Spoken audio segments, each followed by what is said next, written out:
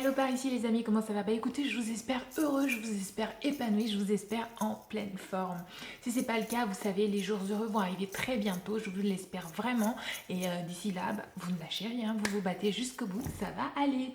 Ok les amis, aujourd'hui de quoi j'ai envie de vous parler? J'ai envie de vous parler tout simplement d'amitié, de l'intelligence de l'amitié.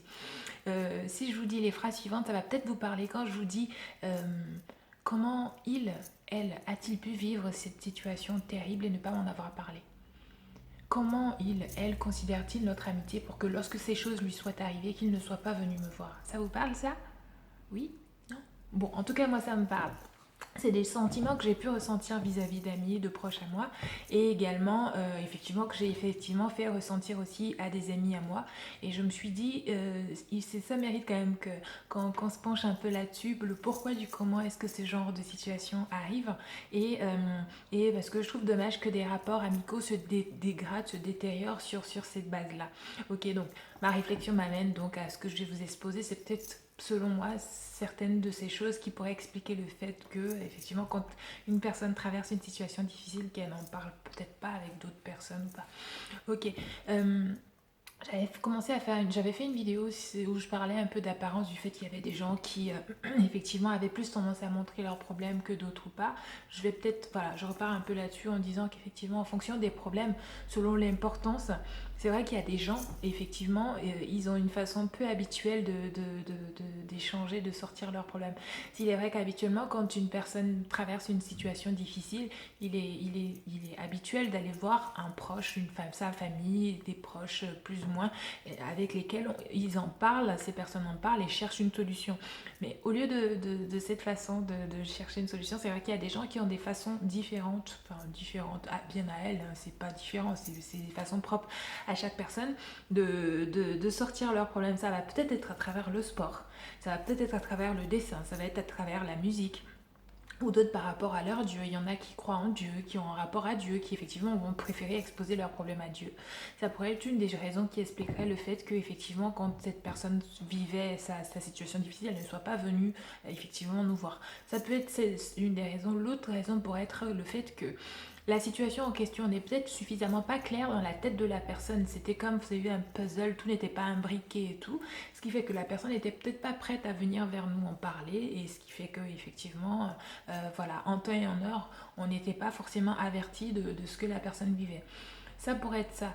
L'autre raison, une autre des raisons pourrait, selon moi, être le fait que la douleur, selon la façon dont elle est vive, en fait, le fait de nommer souvent une douleur qu'on sait vive, voilà, maintient en vie cette douleur, donc de la nommer et réexpliquer aux proches en question, c'est-à-dire revivre la chose, c'est très très douloureux et donc effectivement la personne n'a juste ni l'énergie ni les tripes pour exposer le problème qu'elle vit ou qu'elle a vécu.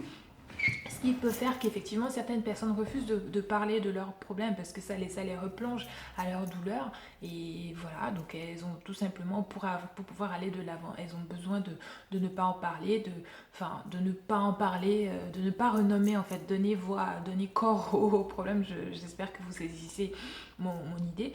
Ça pourrait être ça, ou aussi le problème pourrait être aussi l'amitié en question dans le sens où, vous savez, il y a des amis avec lesquels on a des affinités, ça pourrait être à 80% avec tel ami, 70% avec un autre, 60% avec un autre.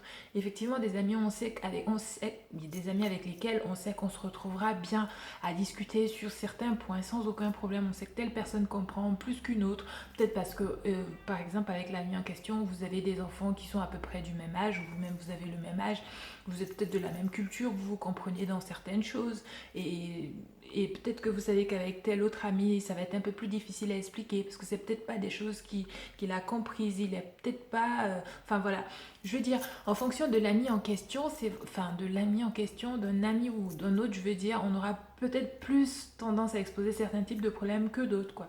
Ça pourrait peut-être, pardon, être l'une des raisons pour lesquels effectivement un ami ou autre n'est pas au courant.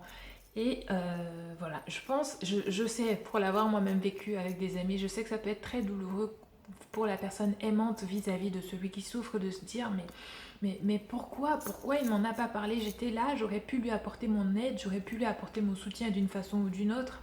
Se sentir impuissant, se dire on n'a pas pu aider notre ami, ou voilà, arriver à en douter de l'amitié, de l'amour, de l'affection, voilà, qu'il y a entre vous, et de se dire euh, voilà, on s'est peut-être trompé sur la qualité de nos rapports. Enfin, voilà, je veux dire, c'est vraiment, ça c'est vraiment les points de vue, même si c'est humain, je pense qu'ils sont extrêmes quand ça arrive à une rupture complète d'amitié.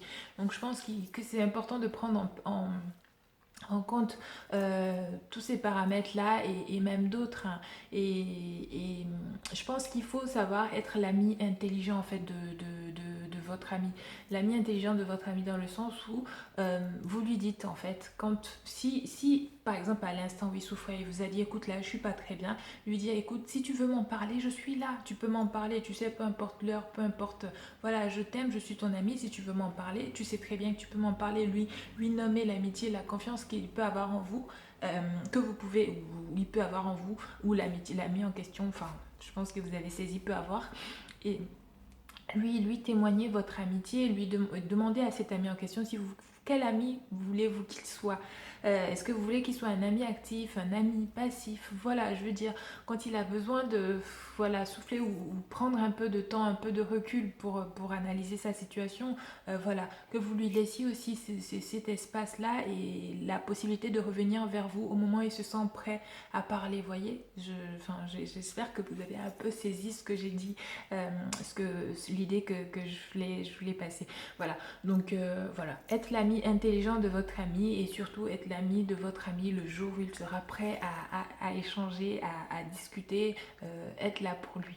Mais parfois, effectivement, je pense que c'est important de laisser un peu d'espace à son ami, de ne pas lui jeter la pierre tout de suite parce que peut-être qu'il n'est pas venu vous parler d'un problème ou d'un autre à l'instant T, et qu'effectivement vous auriez peut-être, c'est peut-être vrai, vous auriez peut-être pu l'aider, mais il y a certaines choses que la personne, elle sait très bien, effectivement, qu'elle est la personne la plus à même qu'elle sait qu'elle a besoin de comment dire, réparer, ou arranger, ou enfin, par elle-même quoi. Donc voilà, donc soyez l'ami passif ou actif, ou en tout cas intelligent, mais soyez surtout l'épaule de votre ami quand il a besoin que vous soyez là pour lui, et quand il est prêt à parler des problèmes qu'il vit, sans tout de suite vous fâcher, vous braquer, et vous dire non, telle personne ne m'aime pas, et du coup quand elle a un problème elle ne vient pas me voir. Donc voilà, bah écoutez, ma vidéo elle va s'arrêter là. J'espère qu'elle vous aura plu. C'est une vidéo un peu spéciale, j'avoue.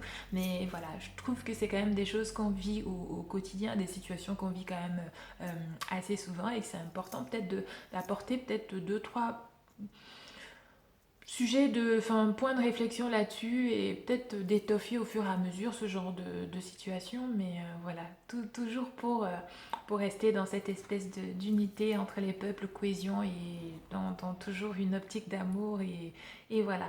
Donc voilà les gens, faites attention à vous, comme d'habitude, prenez soin de vous et soyez en paix, et je vous dis à très très vite, et n'hésitez pas à me dire si vous avez aimé ma vidéo, à me faire un petit pouce bleu, ça me fera toujours plaisir. À bientôt, au revoir.